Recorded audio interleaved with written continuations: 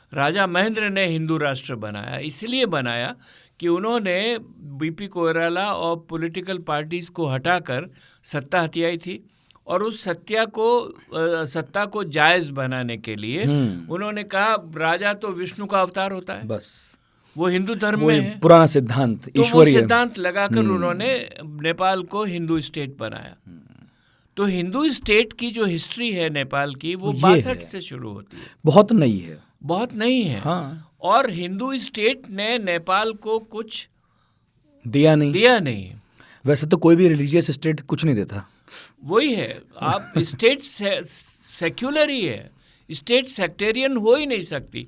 जहाँ जहाँ state sectarian बनेगी, ख़ास तौर से दक्षिण एशिया में, और इसके बहुत एग्जांपल्स मैं आपको बता सकता हूँ कि जहाँ अगर किसी रिलीजन या रीजन को लेके स्टेट बनेगी तो वो स्टेट अंदर से बिखरेगी। बिल्कुल, श्रीलंका का सबसे बड़ा एग्जाम्पल हमने देखा है वहाँ पर, पाकिस्तान का एग्जाम्पल हमने देखा है वहाँ पर। तो इसीलिए स्टेट को, राज्य को धर्म मत बनाओ, और जहाँ राज्य को धर्म बनाने की कोशिश होगी वहाँ बिखराव होगा, ऐसा मेरा मानना। अगर मैं पूछूं आपसे, बड़े दल कौन से हैं नेपाल में जिन लोगों को नहीं आइडिया है, और वो क्या क्या रिप्रेजेंट करते हैं? नेपाल का एक सबसे बड़ा दल, दो बड़े दल हैं अगर अभी देखा जाए तो। नेपाली कांग्रेस है जिसने अंडर बीपी कोइराला राणाओं को हटाया, बिल्कुल, और एक कम्युनिस्ट पार्टीज है। उनकी कांग्रेस भी हमारी कांग्रेस की तरह पुरानी है। हाँ, हमारी कांग्रेस ने उनको पनपाया है बहुत हद तक। हाँ, हमारे स्वाधीनता संग्राम में उनकी कांग्रेस के लोग जुड़े हुए हैं। एग्जैक्टली, वो बीपी कोइराला वगैरह सब जुड़े हुए हैं। और हमारे यहाँ के जो सोशलिस्ट लोग थे, जयप्रकाश नारायण विशेष तौर से और लोहिया विशेष तौर से, उनका हमेशा से नेपाली कांग्रेस सोशलिस्ट लीनिंग है को समर्थन रहा है। इसमें जेएनयू का कनेक्शन में पूछूंगा, क्योंकि उनके कई बड़े नेता हमारे दिल्ली की कई यूनिवर्सिटीज में पढ़ते रहे, और यहाँ सिर्फ जेएनयू नहीं है, वो जेएनयू है। हाँ, क्योंकि बाबूराम माओवादी लीडर होने से जेएनयू का नाम ज़्यादा जुड़ गया है। लेकिन 3 यूनिवर्सिटीज़ हैं जो बहुत प्रभावित किया है, जिन्होंने नेपाल की राजनीति को, पटना, बनारस हिंदू यूनिवर्सिटी और जेएनयू। अच्छा, तो एक हो गई नेपाली कांग्रेस, और दूसरी है कम्युनिस्ट पार्टी। वो कम्युनिस्ट पार्टी शुरू हुई थी उसी वक्त जब राणाओं को हटाने का आंदोलन शुरू हुआ था। लेकिन वो कम्युनिस्ट पार्टी जब साइनो सोवियत डिफरेंसेस हुए तो टूट गई, जैसे हमारे यहाँ हुआ, सब जगह हुआ। और एक हिस्सा था जिसने राजा को सपोर्ट किया, एक हिस्सा था जिसने उसको ओपोज किया। और बाद में राजा के साथ में जो राजा को सपोर्ट करने वाले थे वो गायब हो गए। अब यूएमएल, यूनाइटेड मार्क्सिस्ट लेनिनिस्ट, वो रह गई, अब वो भी टूट गई है। बीच में माओवादी उभर कर आए, वो भी कम्युनिस्ट हो गए। तो माओवादी और यूएमएल में आपस में कोई रिश्ता नहीं था, माओवादी और नेपाली कांग्रेस में आपस में कोई रिश्ता नहीं था। नेपाली कांग्रेस की सरकार ने माओवादियों से संघर्ष किया, यूएमएल ने संघर्ष किया, राजा के तत्वाधान में संघर्ष किया। तो ये 3 तबके थे बड़े, माओवादी, यूएमएल कम्युनिस्ट और नेपाली कांग्रेस। अब छोटी छोटी पार्टियां और हो गई हैं। एक जैसा मैंने कहा राष्ट्रीय राजा की है, राष्ट्रीय प्रजातंत्र पार्टी जो राजावादी है। दूसरी एक नई पार्टी बनकर आई है राष्ट्रीय स्वतंत्र पार्टी, जो अभी कुछ जर्नलिस्ट ने और प्रोफेशनल्स ने मिलकर बनाई है, लेकिन काफ़ी अच्छा परफॉर्मेंस उनका इस इलेक्शन में रहा है। बुद्धिजीवियों की पार्टी। तीसरी पार्टियां तराई की पार्टियां थी, हाँ, लेकिन वो भी बिखर गई हैं। तराई की पार्टियों को एक होना चाहिए था, वो बिखरी हुई है। उसमें उपेंद्र यादव के नाम से एक सोशलिस्ट पार्टी बनी हुई है, महेंद्र ठाकुर के नाम से दूसरी पार्टी बनी हुई है। तो लेकिन बहुत बिखराव हो गया है, उनमें कोई एका नहीं है, इस तरह का एका नहीं। और तीसरा एक और नया स्रोत जो उभर कर आया है वो सीके राउत का। अच्छा। जो पहले कहता था कि तराई को बिल्कुल अलग हो जाना चाहिए नेपाल से। उनमें कोई एका नहीं है, इस तरह का एका नहीं। और तीसरा एक और नया स्रोत जो उभर कर आया है वो सीके राउत का। अच्छा। जो पहले कहता था कि तराई को बिल्कुल अलग हो जाना चाहिए नेपाल से, नया राष्ट्र बनना चाहिए, अच्छा। श्रीलंका की तरह। अब उन्होंने वो बात छोड़ दी है और वो भी मुख्य धारा में शामिल हो गए हैं और उनकी भी एक नई पार्टी जनमत पार्टी के नाम से उन्होंने बनाया जो आगे उभर कर आई है। सर, अभी आपने तराई वाली बात की, इसको मैं यहीं लूँगा। ये वाला झगड़ा क्या है? क्योंकि इस वाले झगड़े से तो हिंदुस्तानी भी काफ़ी वाकिफ़ हैं। जब ये सब चल रहा था तो हमें याद है कि ट्रक्स रुक गए थे सीमाओं पर और माल इधर से उधर से इधर नहीं आ रहा था।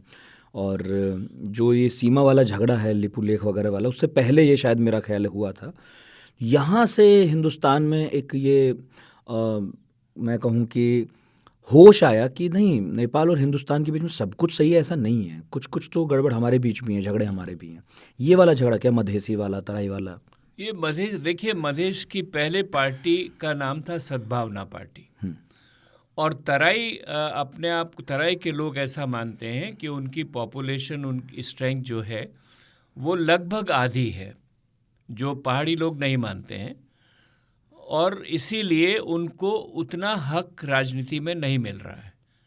तो आंदोलन जो था ये उनके रिप्रेजेंटेशन का था कि सरकार में और बिजनेस में और जो भी इम्पोर्टेंट सेक्टर्स हैं उनमें उनकी कोई बोलबाल करने वाला नहीं था, तो उनको आगे आना चाहिए। भारत ने उस आंदोलन को कभी बहुत बढ़ावा नहीं दिया, सिंपैथी दिखाई, सहानुभूति दिखाई। हम चाहते थे कि उनको उनका हक मिले, लेकिन हम लोग जो मेजॉरिटी के पहाड़ी लोग हैं उनको नाराज़ नहीं करना चाहते थे, शक्ति समीकरण को देखते हुए, सामरिक हितों को देखते हुए। इसीलिए तराई मूवमेंट बढ़ा नहीं बहुत आगे। लेकिन अभी बाद में जब संविधान सभा नहीं बनी, क्योंकि डेमोक्रेसी भी नहीं थी, राजतंत्र था, तो राजतंत्र में जो राजा कह दिया वो हो गया, फाइनल हो गई। और राजतंत्र में बहुत सारे पहाड़ियों को तराई में लाके सेटल किया गया। अच्छा। तराई के जंगल साफ किए गए, उनको ज़मीन दी गई, तो जो पॉपुलेशन मिक्स है तराई का वो बदल गया और उसमें ट्राइबल ग्रुप्स, थारू वगैरह अलग हो गए, मुसलमान अपने आप को अलग कहने लगे, जो यादव वगैरह बिहार से जिनके भारत से संबंध ज़्यादा हाँ उनका है वो अलग। इस तरह से तराई बंट गया और इनकी बात नहीं मानी जाने लगी। अब भी अगर आप किसी पहाड़ी को पूछे तो वो कहेंगे कि 35 से 40 से ज़्यादा % नहीं है उनके, हालांकि वो मानते हैं कि हमारी परसेंटेज ज़्यादा है। जो भी हो, तो तराई वाले आंदोलन को आगे नहीं बढ़ाया गया। लेकिन जब नई कॉन्स्टिट्यूएंट असेंबली आई तो उसमें एक बड़ा मुद्दा ये उभर कर आया कि जो ट्राइबल लोग हैं पहाड़ के भी और जो तराई के लोग हैं, तो समाज को 3 हिस्सों में देखा गया, एक पहाड़ी लोग, एक ट्राइबल लोग, एक तराई वाले, और तीनों लगभग बराबर बराबर शक्ति में थे आपस में। तो ट्राइबल्स ने और तराई वालों ने कहा कि हमें भी हक मिलना चाहिए। तो उस कॉन्स्टिट्यूशन में मुद्दा सबसे बड़ा उभर कर ये आया कि संविधान में इनको कैसे समावेश किया जाए। उसके ऊपर भारत ने कहा कि आप कॉन्स्टिट्यूशन ऐसा बनाइए, लेकिन पहाड़ी लोग जो पॉलिटिकली डोमिनेंट थे वो इसके पक्ष में नहीं थे और अभी भी शायद नहीं है। कोई स्टेटस को क्यों छोड़ेगा? में कुछ कॉम्प्रोमाइज किया गया और इसीलिए कॉन्स्टिट्यूशन बनाते समय भारत ने ये कोशिश की कि ऐसा संविधान बने जिसमें तराई को पूरा हक मिले। यही वजह है और मैं समझता हूँ डिप्लोमेटिकली हमने वो कार्ड्स बहुत गलत प्ले किए, लेकिन जो कॉन्स्टिट्यूएंट असेंबली थी उसने पास कर दिया कॉन्स्टिट्यूशन। उसके बाद में मोदी जी ने जयशंकर को स्पेशल एनवॉय बना के भेजा और कहा कि राष्ट्रपति इस कॉन्स्टिट्यूशन पे दस्तखत ना करे और इसका रिवीजन हो जिसमें तराई वालों को और अधिक हक मिले। अच्छा, ये कोई देश नहीं करता है। अगर आपकी कॉन्स्टिट्यूएंट असेंबली ने मान लिया है उसको, तो आपको कोशिश करनी चाहिए थी पहले से ही तराई वालों को इकट्ठा करके पॉलिटिकली इंटरनली वो, क्योंकि हम अलग देश हैं, संप्रभुता का सवाल है, लेकिन ऐसा करने से वो नहीं माने। वो नहीं मानने से भारत सरकार के जो पॉलिसी मेकर्स हैं वो नाराज हो गए, तब हुआ economic blockade as a coercive diplomacy in order to force them. उसका नतीजा ये हुआ कि वहाँ एंटी इंडियन नेशनलिज्म और उभर गया, जो राजा ने शुरू किया था, क्योंकि राजा अपने राज्य को बचाने के लिए, अपने तंत्र को बचाने के लिए एंटी इंडियन, क्योंकि उनको लगा कि नेपाली कांग्रेस के सारे लोग जो संघर्ष कर रहे थे राजतंत्र के खिलाफ, वो भारत में शरण लेते थे, प्रो इंडिया हो गए, भारत में शरण लेते थे, आके यहीं रहे। बीपी कोइराला यहीं रहे, हमारे घर कई बार खाना खाया उन्होंने, मेरे घर। तो ये इस तरह से हालत को देखते हुए ये एंटी इंडियनिज्म उभर कर आ गया, जिसको ओली ने कैपिटलाइज किया अपनी सत्ता को सुदृढ़ करने के लिए। यूएमएल ने कैपिटलाइज किया। तो ये इस तरह से जो ब्लॉकेड हुआ वो भी उचित नहीं था, वो नहीं करना चाहिए था, क्योंकि उसमें क्या हुआ कि हमने दवाइयाँ बंद हो गई वहाँ जानी, खाने पीने का सामान जाना बंद हो गया, पेट्रोल जाना बंद हो गया, लोग 10-10 दिन से कतारों में खड़े रहे, बच्चों के स्कूल बंद हो गए। तो समाज का हर तबका उसे इफेक्ट हुआ और हर एक के दिमाग में यही बात थी, ये कौन कर रहा है? ये भारत कर रहा है, इंडिया कर रहा है। और तो 70-80% चीज़ों के लिए भारत पर निर्भर रहे हमेशा। नहीं, निर्भर है, व्यापार है उनका, 64-65% व्यापार उनका भारत से है। तो उनकी सप्लाई चेन बंद, और सप्लाई चेन सारा लैंडलॉक्ड कंट्री है, सारी एक्सेस जो है 3 तरफ से तो हमसे ही घिरा हुआ है वो। जी हाँ। क्या केवल यही कारण है कि बहुत सारे लोग अभी मानते हैं कि वो चाइना की तरफ चला गया? केवल यही कारण है? नहीं, चाइना की तरफ देखिए, उसमें भी 2-3 बातें। पहली बात तो ये है कि जब वो भारत से नाराज होते हैं तो उसको बैलेंस करने के लिए किसी न किसी ताकत को ढूंढते हैं। 50s में वो अमेरिका को ढूंढते थे, अब वो चीन को ज़्यादा शक्तिशाली पाते हैं, तो राजा महेंद्र के वक्त से चीन को इस्तेमाल करने की परंपरा शुरू हो गई वहाँ पर, कि जब भी भारत से कोई परेशानी हो तो वो चीन के लीडर को जाके बोलते, और चीन के लीडर्स बयान देते, हम नेपाल की संप्रभुता की रक्षा करेंगे, हम इनको सपोर्ट करेंगे, हम कोई इंटरफेरेंस नहीं चाहते हैं नेपाल वगैरह वगैरह। तो इस तरह की परंपरा शुरू हुई, लेकिन जनता के स्तर पर चीन का कोई प्रभाव नहीं है।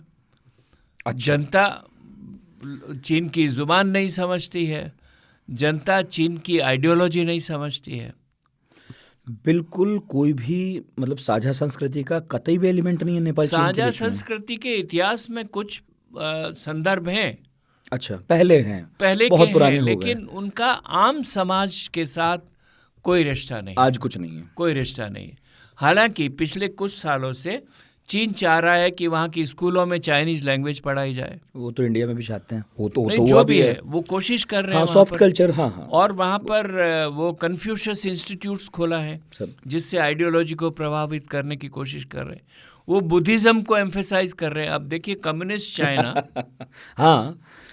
स्ट्रेट सामरिक मीडियम बनाया बुद्धिज्म, उसको बनाने की कोशिश कर रहे हैं। तो वो कोशिश कर रहे हैं पूरी, और सत्ता के तर पे पॉलिटिकली नेपाल के लीडर्स उनको प्ले करते हैं, चीन को लाने की कोशिश करते हैं, और चीन उसका फ़ायदा उठाता है। तो जो चीन का प्रभाव बढ़ा है वहाँ पर, उसका कम से कम 50% जिम्मेदारी भारत की है। क्योंकि हम उनको जब एलिनेट करेंगे, नाराज़ करेंगे, तो कहीं न कहीं आसरा ढूंढते हैं। जो स्थिति हमारी है अमेरिका और रूस के बीच में, वैसे उनकी जो आसरा ढूंढते हैं, तो वो वहाँ पर जाएंगे और जाते हैं, और चीन बड़ा समर्थन उनका करता है। अब दूसरी बात समझिए आप, वो ज़्यादा इम्पोर्टेंट है मेरे हिसाब से। ये सिलसिला चलता रहा इस शताब्दी की शुरुआत तक। अच्छा, इस शताब्दी की शुरुआत के बाद में मुझे लगता है कि चीन के अपने हित ऐसे हो गए हैं कि वो सारे दक्षिण एशिया में आके बैठना चाहता है, और उसके 3-4 कारण हैं। सबसे पहला कारण है, सिंजियांग और तिब्बत अनस्टेबल है। बिल्कुल, उसको स्टेबल करने के लिए पड़ोसी देश कौन से हैं? नेपाल हो गया, सारे साउथ एशिया के बिल्कुल इधर वाले हो गए, अफगानिस्तान, उधर अफगानिस्तान, पाकिस्तान जी, नेपाल, भारत, भूटान म्यांमार, हाँ, सब इधर शिनजियांग और सारा तिब्बत वाले सारे जुड़ यही गए। है। तो इसीलिए पड़ोसियों को दोस्त बनाना चीन के लिए ज़रूरी हो गया है, अगर तिब्बत और शिनजियांग की सिचुएशन को स्टेबल करके डेवलपमेंट किया जाए तो। हाँ, पहला कारण। दूसरा कारण, दक्षिण एशिया की पॉपुलेशन है 1.6 बिलियन कुल मिलाकर, रफली बोल रहा हूँ मैं। उनकी डेवलपमेंट हो रही है 5 से लेके 6% तक ऑन एन एवरेज। कोई कम कर रहा है, कोई ज़्यादा कर रहा है, आमतौर से। दुनिया में ऐसी कौन सी जगह है जहां ये हो रहा है? 1.6 billion people having a developmental progress at the rate of 5 to 6%. तो चीन इतने बड़े पोटेंशियल मार्केट को कैसे छोड़ सकता है? बिल्कुल, कोई भी नहीं छोड़ सकता। बिल्कुल, यूरोप नहीं छोड़ रहा है। ये साउथ एशिया को समझना चाहिए। ये सबसे बड़ी, मेरे ख्याल से मोदी जी ने ये समझा है, जयशंकर ने ये समझा है। हम लोगों को ये समझना चाहिए कि अभी हमारी पोटेंशियल स्ट्रेंथ है तो चीन यहाँ आएगा। सबसे बड़ा बाजार है। तीसरा कारण, चीन का मलाका स्ट्रेट डायलेमा है। चीन का 74% व्यापार मलाका स्ट्रेट से जाता है, जिसको जब चाहे अमेरिकन ब्लॉक कर सकता है। और भारत का अंडमान निकोबार भी वहीं पर है। तो चीन ऑल्टरनेटिव रास्ते ढूंढ रहा है, और समुद्र में आने के कहीं कहीं अपने कैंप्स बन जाएं उसके तो अच्छा है। इसीलिए ग्वादर, इसलिए बांग्लादेश, इसीलिए हम्बनटोटा, श्रीलंका में इसीलिए बांग्लादेश, इसीलिए म्यांमार, बिल्कुल, इसीलिए बंगाल की खाड़ी, जो उनकी मैरीटाइम सिल्क रोड है वो वहीं से जाती है। तो ऊपर से लैंड के रास्ते भी पाकिस्तान से होके ग्वादर होके रास्ता ढूंढा है, BRI पूरा। हाँ, और वहाँ कई सारे मुस्लिम लोगों को हज करने के लिए उस रास्ते से भेजा जाता है, बजाय इसके कि सारा चक्कर काट के वो समुद्र का आए वहाँ पर। इसलिए ये तीसरा कारण है। और चौथा, चीन नहीं चाहता है कि दक्षिण एशिया के देश या तो भारत के प्रति भारत के साथ लग जाएं या अमेरिका के साथ लग जाएं। बिल्कुल। तो ये 4 कारण हैं जहाँ चीन का अपना हित बढ़ गया है दक्षिण एशिया में आने के लिए, और नेपाल उसका एक बड़ा हिस्सा है जिसके थ्रू वो आना चाहता है। आज अगर नेपाल और श्रीलंका और बांग्लादेश और म्यांमार चीन को मना करें मत आइए, तो भी चीन आएगा, क्योंकि इस सदी की उसके रास्ते निकालेगा। इस सदी की ज़रूरत है चीन के लिए भी कि वो आए। अब मैं फिर ये मानूं, या लोग भी ये माने आपके कहने के हिसाब से, कि ये सही बात है कि नेपाल की राजनीति में भारत और चीन प्लेयर तो हैं।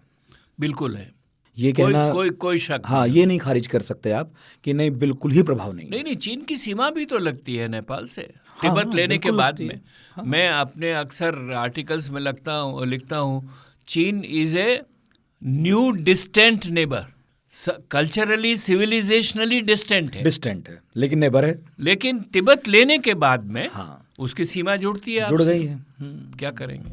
अच्छा, हमने अभी ना जब शुरू में बात की थी, आइडेंटिटी की बात की थी, सबसे ज़्यादा हम जो यहाँ बैठकर सुनते हैं, राणाओं के बारे में सुनते हैं या फिर गोरखाओं के बारे में सुनते हैं, गोरखाओं के बारे में ज़्यादा सुनते हैं। ये कौन है जिनके बारे में मेरा ख्याल है मानेकशॉ ने भी कहा था कि यदि कोई कहता है कि मैं मौत से नहीं डरता, तो या तो वो झूठ बोल रहा है या फिर वो गोरखा है। ये कौन लोग? ये लोग हैं पहाड़ के ट्राइबल पीपल। अच्छा। गुरुंग, तमांग, और वो अंग्रेजी सेना में भर्ती होना शुरू हुए राणाओं के वक्त से। बिल्कुल, 1885 के वक्त से। और बाद में जब अंग्रेज चले गए तो एक ट्राईपार्टाइट एग्रीमेंट हुआ 3 मुल्क का आपस में जी। भारत, ब्रिटिश और नेपाल। और उसमें ये था कि नेपाल अपने लोगों को जाने देगा इन दोनों की फौजों में। तो भारत में करीब 40-45 हज़ार लोग आज भी सर्व करते हैं, आज भी आते हैं। और ये लड़ने के वक्त में वाकई ऐसा माना जाता है कि वो बहुत फिरेस हैं, खुखरी उनकी खास चीज़ होती है। तो अंग्रेज़ों ने उनकी बहादुरी के बहुत चर्चे लिखे हुए हैं। बिल्कुल। और इसीलिए उनका एक स्थान है सेनाओं के मूल्यांकन में, तो वो आज भी हमारी फौज में ब्रिटिश आर्मी में भी आज भी हैं। ब्रिटिश सिक्योरिटी फोर्स हांगकांग में लगा के रखा था उन्होंने। हाँ, पहले पास भी पड़ता है उनको तो। अब तो नहीं है, हांगकांग से हट गए, लेकिन नेपाली लोग वहाँ रह गए फिर वहीं के बन के, और कुछ सिक्योरिटी एस्टेब्लिशमेंट्स में ब्रिटेन ने रखा हुआ है, लेकिन कोई बहुत बड़ा हिस्सा वहाँ नहीं है। सबसे बड़ा हिस्सा हमारे यहाँ है, और इसीलिए अभी जो युद्धवीर वाला आपके यहाँ सिलसिला चला था, उससे वहाँ अग्निवीर काफ़ी हलचल हुई थी। अग्निवीर वाले पर वहाँ भी हुआ था। हाँ जी हाँ, सही कह रहे हैं। अच्छा, हमने और नेपाल ने ये जो खुली सीमा है, ऐसा क्यों किया? इस पर क्या समझ बनी थी? नहीं, देखिए, ये संस्कृति से हम जुड़े हुए हैं। हाँ, ठीक है। और हमेशा से सीमा खुली रही है। अब हमेशा से, मतलब मैं अगर आपको टोक के बोलूं कि भूटान भी तो रहा फिर। नहीं, भूटान में भी भारत लोग तो जाते थे, लेकिन पहाड़ी रास्ता तो एक से ही था। नेपाल में तो गंगा नहाने आते हैं। हाँ बिल्कुल, सारे पशुपतिनाथ हम लोग पशुपतिनाथ जो नाथ संप्रदाय है, हाँ, गोरखपुर आना बहुत होता है उनका। नहीं, गोरखपुर में एक है, और इसीलिए गोरखपुर में और काठमांडू में पशुपतिनाथ में बहुत नजदीकी रिश्ता है। तो ये संस्कृति की वजह से लोगों का आना जाना तो हमेशा से लगा रहता था। अच्छा, लेकिन पहले साधन नहीं थे जाने के।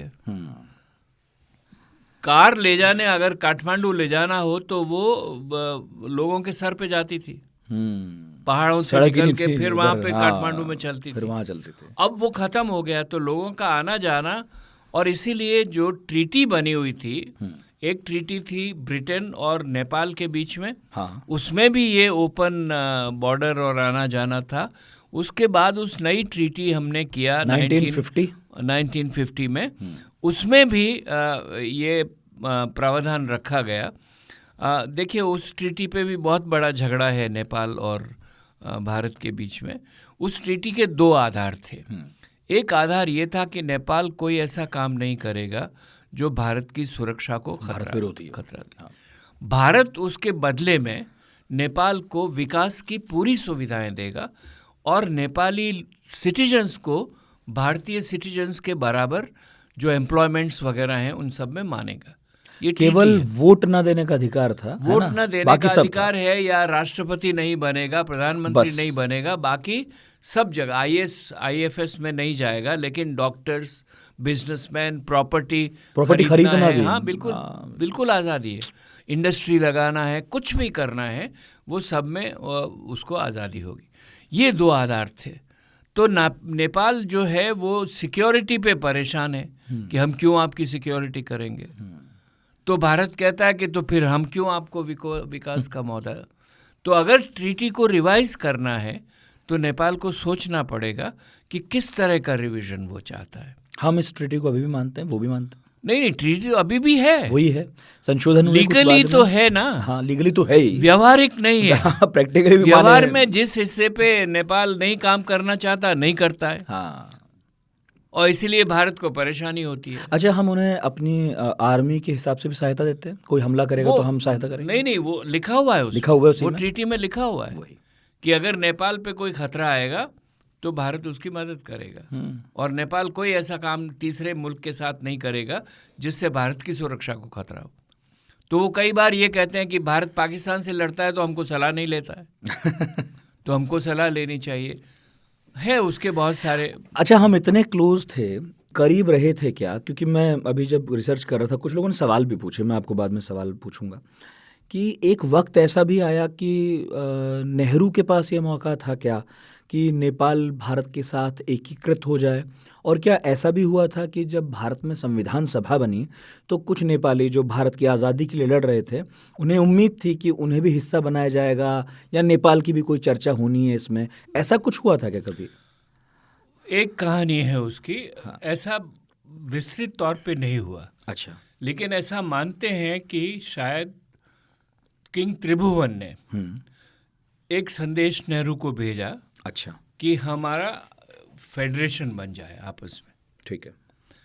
अब उसको रिसर्च किया है मैंने, देखा है, मिनिस्ट्री के लोगों से बात किया है, उन्होंने कहा हाँ ऐसा एक लेटर है लेकिन वो लेटर कहीं दिखता नहीं है। और नेपाली कहते हैं कि ये आप त्रिभुवन को बदनाम करने के लिए ऐसा कह रहे हैं कि क्योंकि उनके बेटे जो महेंद्र थे वो बिल्कुल खिलाफ थे इसके। तो ऐसा एक प्रकरण है ज़रूर, लेकिन उसका कोई राजनीतिक महत्व नहीं है। ठीक है। हाँ, तो मतलब अब कई लोग पूछते हैं, जैसे अब तो नेहरू पर आरोप लगने का एक नया दौर है, तो उसमें नेहरू ने मना किया। नेहरू ने कहा ऐसा नहीं हमें नहीं चाहिए। यही नहीं, राजा त्रिभुवन जो है वो महेंद्र को सत्ता से हटाना चाहते थे। जो उसको क्राउन प्रिंस का ओहदा था उससे अलग करना चाहते थे। नेहरू ने कहा मत करिए इसे। नेहरू चाहते थे कि वहाँ बेनाइन राजतंत्र रहे, और इसीलिए कॉन्स्टिट्यूएंट असेंबली का जो वादा था वो पूरा नहीं हुआ, जो 1951 में राणाओं को हटाने के वक्त किया गया था, वो नहीं हुआ पूरा कभी भी। नेहरू यहाँ तो नहीं चाहते थे राजतंत्र, वहाँ क्यों चाहते थे नेपाल में? वहाँ था इसलिए हमारे यहाँ सही बात है, कोई दिल्ली में ऐसा शासक तो था नहीं, छोटे छोटे थे, सो प्रिवी पर्स लेके रहे। वहाँ राजतंत्र था। हाँ। और नेहरू ने नेपाल को स्वाधीन देश माना। जो ट्रीटी है वो दो सॉवरेन कंट्रीज के बीच की ट्रीटी है। बिल्कुल। उसमें कोई प्रोटेक्टरेट का कॉन्सेप्ट नहीं था, जबकि भूटान और सिक्किम के लिए प्रोटेक्टरेट का कॉन्सेप्ट था। सिक्किम के लिए खास तौर से प्रोटेक्टरेट का कॉन्सेप्ट था। तो नेपाल की स्वाधीनता को नेहरू ने माना, और इसीलिए न तो वो वहाँ के राजतंत्र को दखल देना चाहते थे, न वहाँ पे वो ये जो नेपाली कांग्रेस ने बहुत सारे बाद में कहे कि राणाओं को आपने एक मिलीजुली सरकार बनी, क्यों बनाई, कई वो चाहते थे कि आपका डेमोक्रेसी का डेवलपमेंट ग्रेजुअल हो। हाँ, होता भी रहे, लेकिन एकदम ऐसे हटा कर सीधा ऊपर बैठा दिया तो वो ना नहीं करना चाहते। वो ये भी सोचते थे कि ऐसा करने से अंतर्राष्ट्रीय विरोध होगा बहुत सारा, खास तौर से ब्रिटिश और अमेरिकन का, और फिर भारत भी सवाल के कटघरे में आएगा कि भाई आप लोग ये क्या करवा रहे हैं, आप तो अभी ताज़ा बने और अभी शुरू कर दिया। ठीक है। अभी ना आप बाप बेटों की बात कर रहे थे, है ना, त्रिभुवन चाहते थे, फिर उनके बेटे नहीं चाहते थे। ये झगड़ा हर जगह है, वैसे तो राजवंशों में होता ही है, बाप की बेटा कहाँ मानता है, अपनी अपनी समझ है। लेकिन जो बिल्कुल जब मैं छोटा था, मेरी उम्र के कई लोगों ने सुना अचानक कि गोलीबारी हो गई और उसमें परिवार ख़त्म हो गया, और अभी तक भी कई किताबें कुछ दावा करती हैं, कुछ लोग कुछ और दावा करते हैं कि इसलिए ये हुआ। दीपेंद्र, अगर मैं सही नाम ले रहा हूँ, उन्होंने गोलियां चलाई थी, और शायद कोई प्रेम प्रसंग था इसके पीछे, ऐसा कुछ बताते हैं। क्या वो जो नरसंहार हुआ, वो जो क्या उसको बोलते हैं, 2001 में हुआ, तो क्या वो भी एक बड़ी घटना थी राजशाही के ख़त्म होने की तरफ? एक तरह से कहा जा सकता है, क्योंकि बड़ी घटना थी जिसमें सारा राज्य परिवार तबाह हो गया, फिनिश हो गया, और ब्रदर को गद्दी संभाल लेनी पड़ी। तो जो राजतंत्र की परंपरा है वो तो टूट गई एक तरह से, और वो एक बहुत बड़ा परिवर्तन था जिसमें दुर्भाग्यवश उसकी पूरी खोजबीन की नहीं गई। हाँ। और जो लेख और किताबें नेपालियों ने अब लिखा है उसमें कई जगह ज्ञानेंद्र की तरफ उंगली उठाई जाती है कि ये इनको पता था, क्योंकि ये उस वक़्त जिस रात सारा राज परिवार मिल रहा था, ये नहीं थे वहाँ पर, और इनकी पत्नी थी वो ज़्यादा जख्मी नहीं हुई, इनका बेटा था वो ज़्यादा जख्मी नहीं हुआ, बाकी वीरेंद्र का सारा परिवार, यानी राजा के छोटे भाई उस घटना से सुरक्षित दूरी पर थे। हाँ। और जो राज परिवार था मेन, तो ये इसलिए उंगली उठाते हैं लोग, भारत की तरफ भी उंगली उठाते हैं, बिल्कुल, और लोग अमेरिका की तरफ भी उंगली उठाते हैं। ये कॉन्स्पिरेसी भी है। बाबूराम ने, जो माओइस्ट लीडर थे, उन्होंने ओपनली कहा कि ये इसमें रॉ और CIA वगैरह मिले हुए हैं, तो लेकिन इसका पर्दाफाश होना चाहिए था, इसका बहुत इंटेंसिव इन्वेस्टिगेशन होना चाहिए था। ताज्जुब की बात है कि ज्ञानेंद्र ने वो इन्वेस्टिगेशन नहीं किया। हाँ, ये कमाल है, क्योंकि प्रेम प्रसंग की बात उठती है। हाँ, प्रेम प्रसंग तो छोटी सी बात, वही इतनी छोटी है बात, और बात छोटी भी हो चाहे, लेकिन उसको भी इन्वेस्टिगेट उस तरह किया नहीं गया। कौन सा प्रेम प्रसंग, कौन लड़की, क्या बात हुई, किसी को नहीं मालूम कि भाई क्या वो बीच सब में। पता है लोगों को, वो भारत के राजघरानों से जुड़ी हुई लड़की है, लेकिन उसका इन्वेस्टिगेशन होना चाहिए था कि वो प्रेम प्रसंग तो चल रहा था बहुत वक्त से, उससे उनके दीपेंद्र के मदर और फादर में टेंशन था। अच्छा। मदर ये नहीं चाहती थी इस रिश्ते को, वीरेंद्र को वो उसको एक्सेप्ट करते थे, और वो उनके परिवार की बात है। ये देखिए, मैं उनके एक परिवारजन का ही एक किताब का एक हिस्सा पढ़ रहा था जिसमें ये प्रसंग है कि जब गोली चलाई राजकुमार ने और राजा गिरे तो वो थोड़ी देर बाहर गए, जब लौटे तो उन्होंने अपने पिता का जो उस वक्त शरीर था, वो मतलब शव नहीं बने थे, जिंदा थे, ठोकर मारी पाँव से। तो जिन्होंने किताब लिखी उन्होंने कहा कि ये मेरे लिए ज़्यादा बड़ा सदमा था, गोली लगना छोटा था, लेकिन हिंदू संस्कृति परंपरा में अपने पिता को या किसी के भी शव को, उन्हें तो लगा कि मौत हो गई, ये ज़्यादा बुरा है। तो इससे ऐसा लगता है कि वो जो नफरत थी, वो जिस कारणों से गोली चला रहे थे, वो शायद ज़्यादा बड़े थे और कभी इन्वेस्टिगेट हुए नहीं। साथ लोग ये भी कहते हैं कि उनको ड्रग किया गया था। हाँ, वो अपने होश हवास में नहीं थे, ये बात भी हाँ बिल्कुल हर जगह। तो अगर वो ही है, और ड्रग किसने किया उनको, वो ज्ञानेंद्र के बेटे उनके पास थे उन दिनों में, पारस उनका नाम है। हाँ, वो उनके पास में थे। तो मैं इसमें जाना नहीं चाहता हूँ, ठीक बात है, लेकिन ये मैं मानता हूँ कि इसका इन्वेस्टिगेशन होना चाहिए था। बहुत सारी पहेलियाँ हैं बिल्कुल इससे लगी हुई जो सुलझाई नहीं गई है।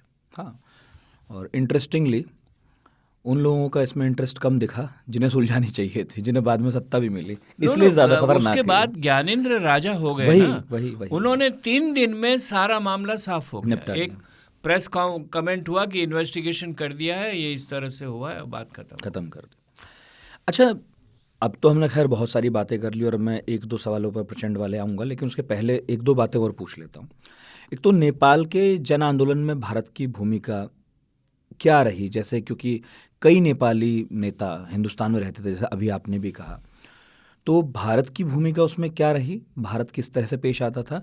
क्योंकि एक वक्त नेपाल की भी रही जब हमारे यहाँ के कई क्रांतिकारी वहाँ छिपते थे।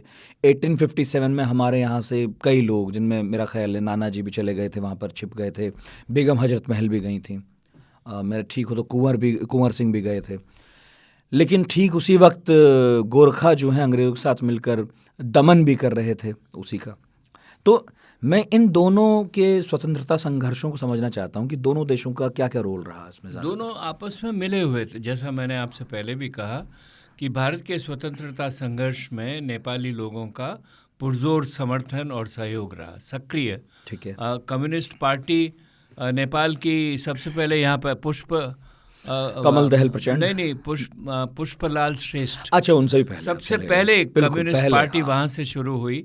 नेपाली कांग्रेस को भी वरदहस्त यहीं से मिला प्राप्त हुआ, और हमेशा से जो प्रगति हुई है वहाँ डेमोक्रेसी की, वो भारत से जुड़ी हुई रही है। ठीक है। इमरजेंसी के दिनों में बीपी कोइराला यहाँ थे। हाँ। उन्होंने ये जॉर्ज फर्नांडिस के साथ मिलके इमरजेंसी को अपोज किया। यही वजह थी कि इंदिरा गांधी ने कहा कि बीपी कोइराला वापस जाएं, और उनको वापस भेज दिया गया और उनको राजा के साथ समर्थन करना पड़ा, वहाँ रहना पड़ा, जो भी है।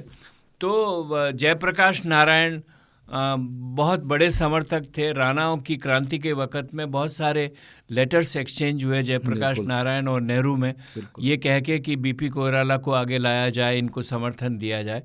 तो दोनों के उसके बाद में भी जो 1990 की पंचायत सिस्टम ख़त्म हुआ है, उस वक़्त राजीव गांधी ने भी इकोनॉमिक ब्लॉकेट लगाया। अच्छा। वो इसलिए हुआ कि ट्रीटी ख़त्म हो गई थी और राजा उसमें कुछ और सुविधाएं और संशोधन चाहते थे, वो भारत देने को तैयार नहीं था। लेकिन उसी वक़्त में वहाँ पर आंदोलन भी चल रहा था डेमोक्रेसी के लिए।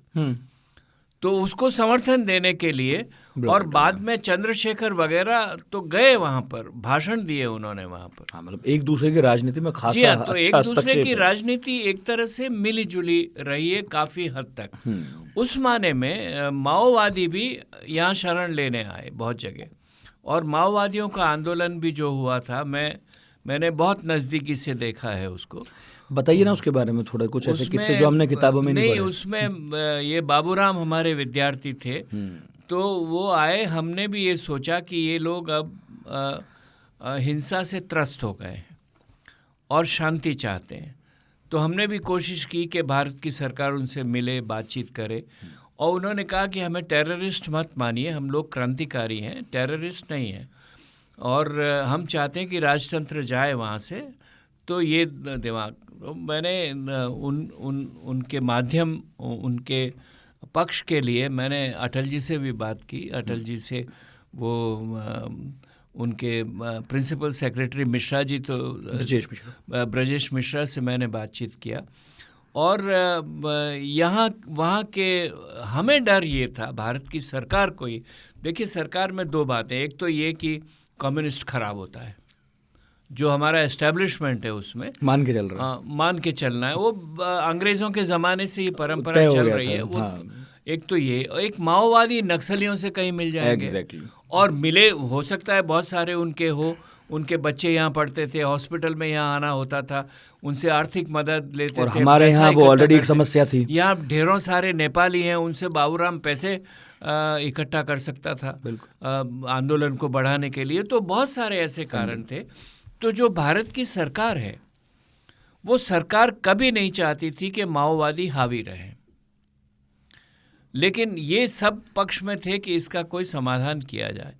राजा उसका शांतिपूर्वक समाधान करने के लिए लागू नहीं थे, राजी नहीं थे। अपने आप में वो बात भी कर रहे थे माओवादियों से एक तरफ से कि वो राजतंत्र को मान लें, पॉलिटिकल पार्टीज को हटा लें। जो भारत की नीति थी वो कहते हैं 2 पिलर पॉलिसी थी। हाँ। एक पॉलिसी थी कि बेनाइन राजतंत्र रहे और दूसरा ठोस डेमोक्रेसी रहे। बिल्कुल। और इसीलिए ये चाहते थे कि माओवादी का मेन स्ट्रीमिंग अगर हो जाए, उसके बेसिस पे वो 12 पॉइंट एग्रीमेंट जो मैंने आपसे कहा वो किया गया, और बहुत लोगों ने इनफॉर्मली फॉर्मली सभी तरफ से ये हुआ। लेकिन एक बात और ध्यान में रखिए कि ऑलमोस्ट 5-6 महीने पहले तक मनमोहन सिंह राजा ज्ञानेंद्र से बार बार ये कहते रहे कि आप पॉलिटिकल पार्टीज को पावर दे दीजिए और दोनों मिलकर माओवादियों का सामना कीजिए। अच्छा। क्योंकि माओवादी वायलेंस कर रहे थे, पीपल्स वॉर था, तो आप दोनों मिलकर उसका सामना कीजिए। राजा उसके लिए तैयार नहीं थे। तो भारत सरकार की जो पॉलिसी थी 2 पिलर पॉलिसी के बेसिस पे, वो ये नहीं चाहते थे कि माओवादियों को कोई संरक्षण मिले, लेकिन भौगोलिक परिस्थिति ऐसी थी कि माओवादी यहाँ संरक्षण ले रहे थे, इसमें कोई दो बात नहीं। हाँ। लेकिन वो पॉलिसी के अंतर्गत हो ऐसा मानना उचित नहीं है। जो राजा ने आरोप लगाया था कि भारत उनको संरक्षण दे रहा है और ये कर रहा है, वो कर रहा है, तो इस तरह से वो जो फाइनल एग्रीमेंट हुआ उसमें ये था कि माओवादी हथियार छोड़ेंगे, और हम लोग जो जुड़े उसमें इसी बेसिस पे जुड़े कि अगर वो हिंसा ख़त्म करना चाहते हैं तो उनको एक मौका देना चाहिए। बिल्कुल। अच्छा, नेपाल ने कभी उत्तराखंड, अवध, सिक्किम जैसे कुछ हिस्सों पर अपना कब्जा किया था जिस वक्त वो पृथ्वीनारायण के वक्त? हाँ, पृथ्वीनारायण के वक्त, और वो उसको वृहत नेपाल कहते हैं। वृहद नेपाल, बिल्कुल। बाद में अंग्रेज़ों ने वापस ले लिया। वो 1816 की जो सगौली ट्रीटी हुई, सगौली की जो संधि हुई थी, उसमें तय हुआ कि हिस्से वापस मिलेंगे। लेकिन भारत और नेपाल के बीच सीमा का विवाद हमने फिर देखा। ये बॉर्डर डिस्प्यूट कहाँ से अचानक आया? क्योंकि हिंदुस्तानियों के जहन में बॉर्डर डिस्प्यूट बस पाकिस्तान और चाइना से है हमारे, तो ये नेपाल से क्या झगड़ा है? नहीं, नेपाल से जो बॉर्डर की टॉक्स चल रही थी उसमें 2 पॉइंट ऐसे थे जिनका समाधान नहीं हो रहा था। ठीक है। एक तो सुस्ता एरिया है, उसमें समाधान नहीं हो रहा था, और दूसरा ये काला पानी का जो हिस्सा है उसमें समाधान नहीं हो रहा था।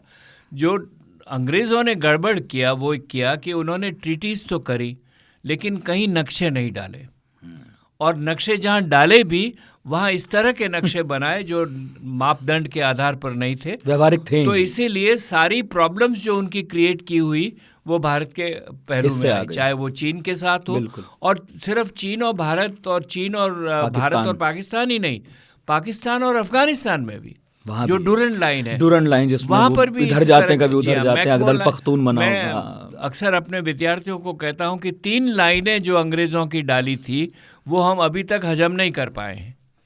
एक मैकमोहन लाइन, एक डूरन लाइन, एक रेड क्लिफ लाइन, और उसी वजह से सारी प्रॉब्लम्स। तो नेपाल 250 साल तक उसके बारे में चुप रहा। पिछले 20-25 सालों से नेपाल ने उस मुद्दे को उठाया हुआ है, और वो रास्ता वो है जहाँ से हम लोग माउंट कैलाश मानसरोवर जाते हैं, सदियों से जाते हैं। हाँ। तो जो वो समझते हैं कि ट्रीटी में ईस्ट ऑफ वो नदी जो है उसके नेपाल होगा, तो डिफाइन नहीं किया उसको आगे, और बहुत सारा तराई का जो हिस्सा है वो अंग्रेजों ने दिया नेपाल को उस वक्त में। ट्रांसफर ऑफ टेरिटरी हुआ, बिल्कुल, क्योंकि दूसरा टेरिटरी जो उनका जीता हुआ था वो अंग्रेजों ने खदेड़ दिया। तो जो भी किया, कुछ हिस्से इनफैक्ट मुझे भी याद आया आपके बोलने से ही कि जब 1857 वाला संग्राम भी दबाया, इनफैक्ट बाद में फर्स्ट वर्ल्ड वॉर में भी गोरखा आए, अंग्रेजों ने खुश हो कि भी कुछ ज़मीनें वापस की नेपाल को, राजशाही को, कि रख लो आप इसे, ये, लेकिन वो सीमाएं नहीं बांधी। हाँ बिल्कुल, वो सीमा निर्धारण नहीं बांधने से ये झगड़े हुए हैं सारे के सारे। तो अब मेरा मानना ये है कि नेपाल और भारत एक जगह बैठे हैं आराम से, जिसके पास जो दस्तावेज हो वो बताएं। अभी भी तय नहीं हुआ है, अभी तय नहीं हुआ है ना काला पानी का। सबसे बड़ा झगड़ा तो यही है कि उसके दस्तावेज बताएं, किसके पास कैसे दस्तावेज है। आपस में सुलटा नहीं सकते हैं तो तीसरी किसी को अपॉइंट करके बताएं, भाई क्या बताएं। जैसे हम लोग बांग्लादेश के लिए गए थे ना, यूनाइटेड नेशंस के लिए, या फिर जॉइंट सॉवरेनिटी मान लें। हाँ? क्योंकि आपस में हमारा आना जाना तो फ्री है, बिल्कुल, तो ये तुम्हारा भी है, मेरा भी, हमारा भी, तुम्हारा भी, आवागमन तो है दोनों। तो समाधान हो सकता है उसका राजनीतिक, लेकिन उसका राजनीतिकरण ओली ने किया बिकॉज ऑफ कॉन्स्टिट्यूशन, जो मैंने आपको बताया। उस वक्त जो बातचीत हुई थी उसमें भारत ने एक और काम किया जो ठीक नहीं था, और वो ये था कि सुशील कोइराला और केपी ओली के बीच में एक समझौता था। मैंने कहा ना आपसे, पावर शेयरिंग अरेंजमेंट कभी टिके नहीं है। उसमें ये समझौता था कि नेपाली कांग्रेस के सुशील कोइराला कॉन्स्टिट्यूशन बनाने तक प्राइम मिनिस्टर रहेंगे। अच्छा, कॉन्स्टिट्यूशन बनने के बाद में ओली बनेंगे। तो कॉन्स्टिट्यूशन जहाँ ख़त्म हो गया वहाँ वो भारत वाला इशू आ गया कि तराई नहीं मिला, या आपने ये नहीं किया, आपने वो नहीं किया। उसको मना करने में यूएमएल पार्टी थी, तो भारत यूएमएल से नाराज़। भारत यूएमएल से नाराज़ होने के कारण उन्होंने सुशील कोइराला को एनकरेज किया कि तुम लड़ो ओली से, मत दो उसको। तो ओली नाराज़ हैं उससे। ओली एक ऐसे राजनेता हैं यूएमएल के जो भारत के बहुत नज़दीक माने जाते थे, और ये कॉन्स्टिट्यूशन के प्रकरण के बाद में उधर हो गए, अलग हो गए। अब तो उन्होंने कहा कि अयोध्या हमारे यहाँ है, असली तो उनके पास है नहीं। बहुत बातें करते हैं, इरिटेट करने के लिए कुछ ना कुछ बहुत बातें करते हैं, लेकिन वो भारत के नज़दीक माने जाने वाले एकले कम्युनिस्ट थे। बताइए, उनकी भी अच्छी यात्रा है, फिर इधर से उधर पहुंच गए। नहीं, क्योंकि आप उनको लगा कि भारत अपनी उनके आड़े आ रहा है। बिल्कुल बिल्कुल, पहले तो अपनी पॉलिटिक्स है जी, फिर बाकी सब है, अपनी सत्ता है, अपनी सत्ता है। और अब मैं आखिरी हिस्से में फिर 2-4 सवाल लूँगा। प्रचंड के बारे में थोड़ा सा बताइए, हिंदुस्तान में कब थे, क्या संबंध रहे, फिर उनकी भी अपनी पूरी यात्रा, तीसरी बार पीएम हुए। नहीं, भारत में तो आते जाते रहे, जब लड़ाई होती थी तो आते जाते रहते थे और हमेशा यहाँ शरण रहते थे। लेकिन प्रचंड ने ये मूवमेंट खड़ा किया, ठीक है, और उसको ले गए, 10 सालों तक चलाया, 1 दशक तक लड़ते रहे, 1 दशक तक चलाया। उसके अलावा प्रचंड बहुत कैरिस्मेटिक है, आर्टिकुलेट है बहुत, और बहुत माने में पॉलिटिकली क्लेवर नहीं है। वो खुद उन्होंने माना है कि मुझसे गलतियां हुई है। सबसे पहली गलती थी कि प्रचंड और नेपाली कांग्रेस आपस में मिल के चलें। जो समाधान हुआ वो वहीं से हुआ, और उसमें ये था कि अगर प्रचंड जब प्राइम मिनिस्टर बने तो प्रधानमंत्री उनको जीपी कोइराला को बनाना चाहिए था। माओवादी इसके लिए राजी नहीं थे कि वो प्रधानमंत्री, वो राष्ट्रपति बन के हमको गड़बड़ करेंगे। तो वो पहला संबंध विच्छेद हुआ, जो जीपी कोइराला को बनाना चाहिए था। माओवादी इसके लिए राजी नहीं थे कि वो प्रधानमंत्री, वो राष्ट्रपति बन के हमको गड़बड़ करेंगे। तो वो पहला संबंध विच्छेद हुआ जो पावर शेयरिंग अरेंजमेंट का था। तो ऐसी गलतियां प्रचंड ने बाद में मानी है कि हमसे गलतियां हुई है। दूसरा ये है कि प्रचंड को सिर्फ माओवादी समझ के उनको एक प्रैग्मेटिक लीडर मानना चाहिए, जो सत्ता के लिए कुछ भी समीकरण बनाने को तैयार हैं। वैसे ही जैसे हम हैं, कुछ भी समीकरण बनाने को तैयार हैं, तो आप उनको वैसे उसका इवैल्यूएशन कीजिए। अब तो कम से कम वैसे ही देखना चाहिए बजाय इसके कि, और वो अप्रूव हो रहा है। जो मैंने आपको बताया, अभी कोएलिशन बना है, उससे पहले कोएलिशन बना है, सारा कम्युनिस्ट माओइस्ट मूवमेंट खत्म हो गया, जो विजन था वो सब खत्म हो गया, सिर्फ पावर रह गया अब उसके लिए।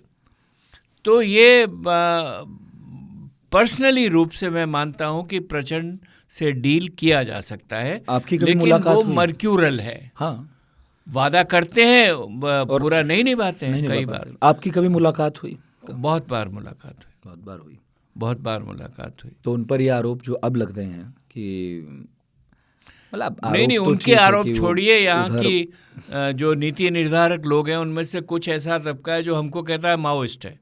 उनको ये नहीं पता कि हमारा रिश्ता नेपाल से, नेपाली कांग्रेस के ज़माने से है। बीपी कोइराला के रिलीज़ होने के वक़्त से 1967 से मैं जीपी कोइराला को जानता हूँ।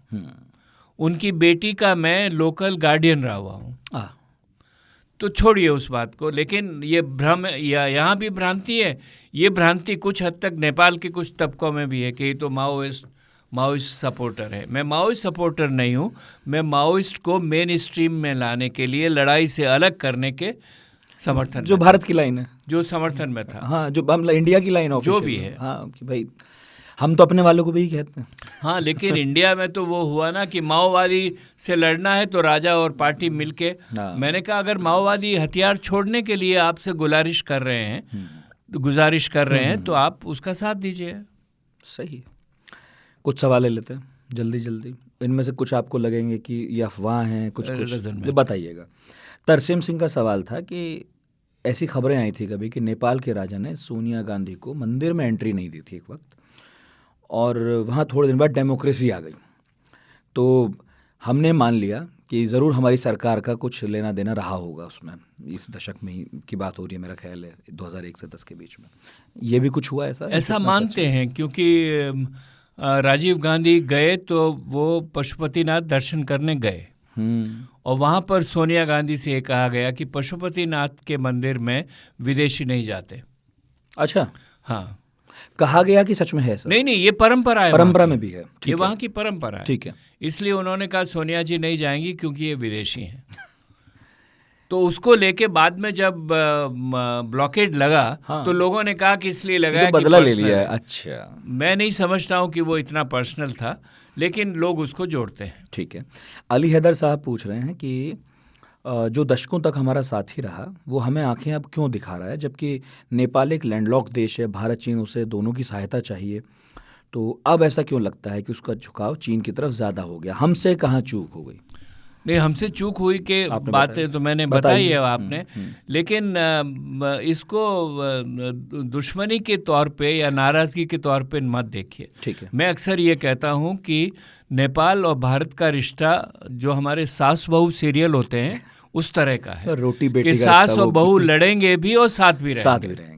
एक सवाल महबूब हसन साहब का है। वो कहते हैं कि नेपाल शुरू से किसी न किसी तरह के टेररिज्म से जुड़ा हुआ रहा है, ऑफिशियली अनऑफिशियली। मतलब यदि भारत में हमले की ट्रेनिंग कोई लेता है या उधर से उधर कहीं जाता है, या फिर जो तस्करी होती है ड्रग्स वगैरह की, ये ऐसा क्यों है? या फंडिंग जो इधर उधर से हवाला के पैसे आते हैं? नहीं, ये टेररिज्म वहाँ के लोगों में नहीं है। पाकिस्तान ने नेपाल का यूज़ किया है टेररिज्म को बढ़ाने के लिए, फ्री वे है। और उसकी वजह है जो आप ठीक कह रहे हैं, फ्री वे है। और नेपाली और भारतीय में कोई फ़र्क नहीं समझा, बता सकते हैं आप। तो वो उन्होंने वहाँ पर ऐसे सेल्स बनाए थे, एम्बेसी वहाँ काम कर रही थी और हम लोगों ने उसका बहुत मुखालफत किया है, मदरसाओं को उन्होंने मदद करने की कोशिश की।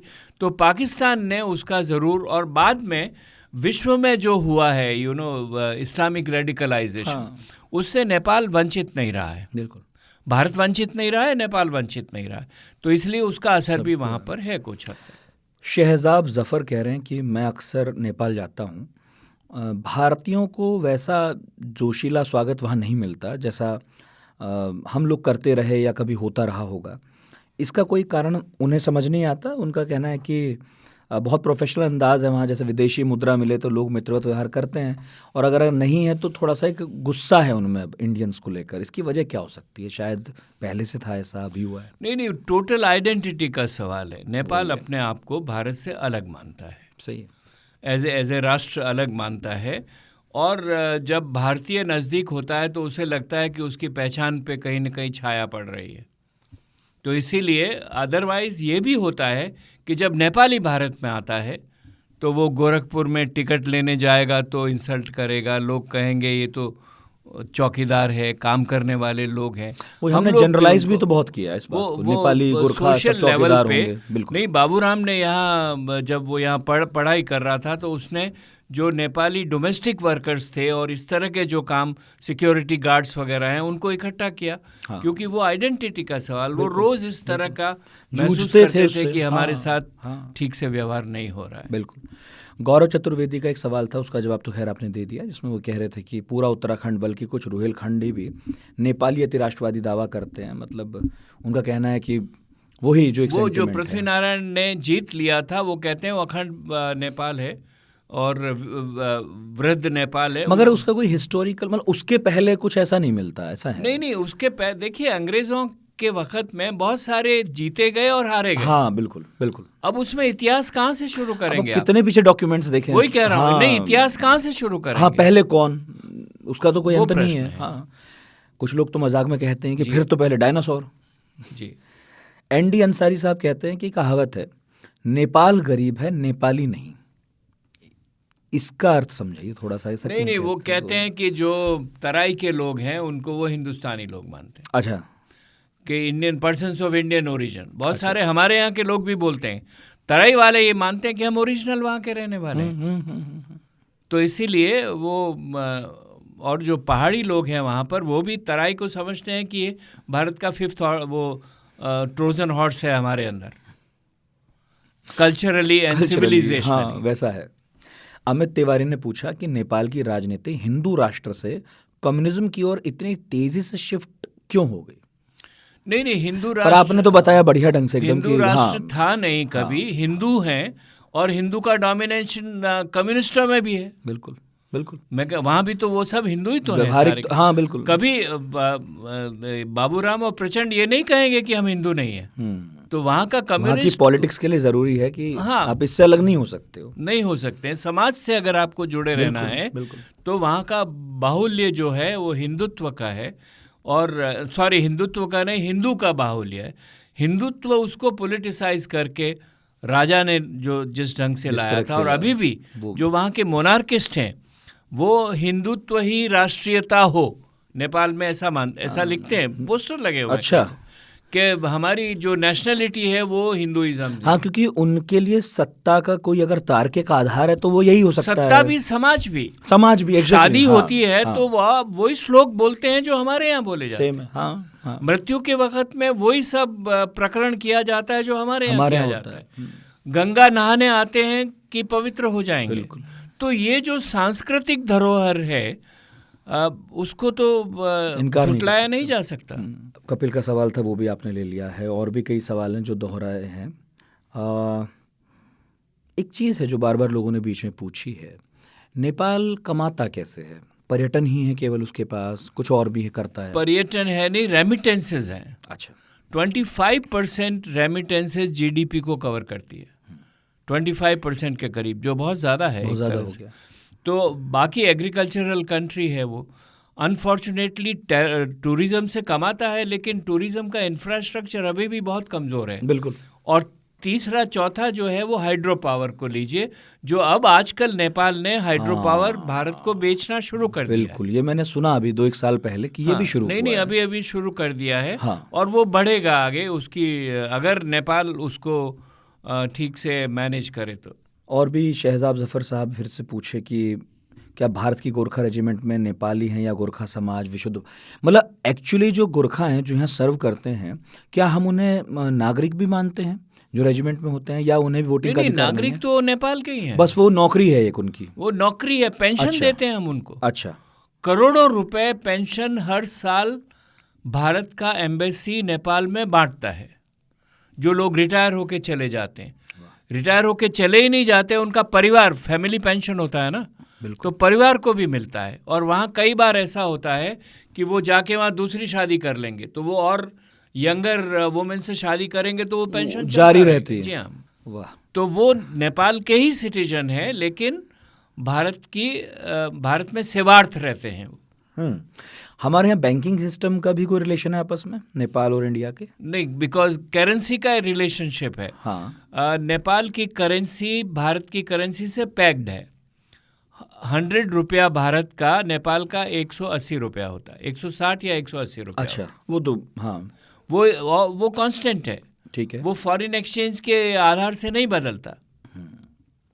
और आप जब भी जाएं तो भारतीय रुपया लेके आप उसको कभी भी एक्सचेंज कर सकते हैं। आपको नेपाल जाने के लिए फॉरेन एक्सचेंज की ज़रूरत नहीं रहती है, और न नेपाली को भारत आने के लिए कोई फॉरेन एक्सचेंज की ज़रूरत है। आराम से हम नेपाली वहीं रुपया बदल लेते हैं, लेता वो है, यहाँ भारतीय भी रुपया बदल लेता है, जो अच्छा भी है। हाँ, मतलब दोनों जगह करेंसी बढ़िया चलती है। इनफैक्ट मैं तो कहीं पढ़ रहा था या कोई बता रहा था नेपाल जाने वाला कि भाई यहाँ से ले जाओ और वहाँ सीधा दुकान पे दे दो, हाँ, वो ले लेता है, हाँ, वो लेता बदल है। लेगा। ठीक। हालांकि बीच में उन्होंने 500 रुपए के नोट को बंद कर दिया था, और डीमोनेटाइजेशन के बाद में ये सवाल कुछ भी था। प्रॉब्लम्स हैं। बिल्कुल, क्योंकि डीमोनेटाइजेशन में बहुत सारे पुराने नोट नेपालियों के पास वहाँ रह गए, जो तारीख तक चेंज नहीं हो पाए, और भारत सरकार अब उनको चेंज करेगी नहीं नहीं। करता है। हाँ। तो ये नेपाल की गवर्नमेंट का एक बहुत बड़ा इशू है ठीक है। कि इसको सेटल करना चाहिए। ठीक है। वागेश ने पूछा है कि भाई नेपाल को भारत में क्यों ना मिला लिया जाए, बहुत सारी समस्याओं का निराकरण हो जाएगा। नेपाल सहित पड़ोसी देशों के साथ भारत के संबंधों में उनसे ये कहिए कि हाँ। जो भारत में मिले हुए हैं उन्हीं का ख्याल रखिए ना। और जो मिलना नहीं चाहता वो क्या मिलाओगे आप? नहीं, उसके अलावा भारत में जो हिस्से हैं आप उनका तो ख्याल रख लीजिए पूरा। बिल्कुल। भारत कभी भी, उनको ये भी कहिए कि भारत टेरिटोरियल नेशनलिज्म में विश्वास नहीं करता है। चीन विश्वास करता है। हमने अपने आप को टेरिटोरियली बढ़ाने की कोशिश कभी नहीं की, इतिहास साक्षी है उसका। सच। तो अब क्यों कर रहे हैं आप ऐसा? सच। और अब तो जब आपने कहा कि आइडेंटिटी और सबका सवाल बहुत और बड़ा बड़ा हो गया सवाल है, बहुत बड़ा तब तो सवाल। हमें उनका सम्मान भी करना है, उनकी स्वायत्तता का भी, अखंडता का भी, और सॉवरेनिटी की भी आपने बात की। और अब तो दुनिया ऐसे ही चलेगी, हम चीन नहीं है और ना हम अमेरिका या इंग्लैंड या कोई और है। नहीं, हमको होना भी भारत नहीं है। चाहिए। बिल्कुल, ये धारणा ही गलत है कि हमें अपनी सीमाओं का विस्तार करना है। बिल्कुल। बहुत बहुत शुक्रिया सर, इतना समय आपने दिया। अंत में यदि कुछ कहना, बोलना, जोड़ना चाहें तो प्लीज़। नहीं, बस अच्छा रहा। मुझे उम्मीद है मैंने सारे सवाल जो हैं कवर कर लिए होंगे जो पूछे जाने चाहिए थे, और सच में इतने सारे सवाल आपने लिए, मुझे बहुत खुशी हुई। और उम्मीद है आपको भी इस पॉडकास्ट से काफ़ी कुछ जानने को मिला होगा, क्योंकि अक्सर हम नेपाल, भूटान को भूल जाते हैं, उस तरह की बात नहीं करते अनटिल अनलेस वहाँ से कोई बड़ी खबर ना आ जाए। श्रीलंका को लेकर बड़ी खबरें आई तो हमने उस पर बात की, वैसे भी कर लेनी चाहिए। तो बताइएगा कैसा लगा ये पॉडकास्ट radio@aajtak.com पर, और अगले हफ्ते फिर मुलाकात होगी, फिर किसी नए टॉपिक के साथ। अपना बहुत ख्याल रखिए। बहुत शुक्रिया।